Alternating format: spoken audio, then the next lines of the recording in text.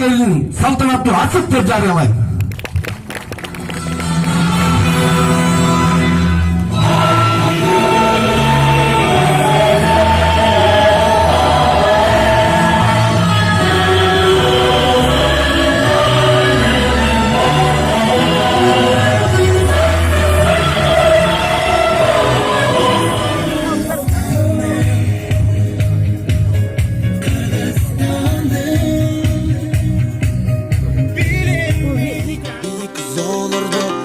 Мүңгүлүк тоолордо ата баба менин жашаган, байыртадан элим кылымдарга өчпөй ата мекен көчүн улаган.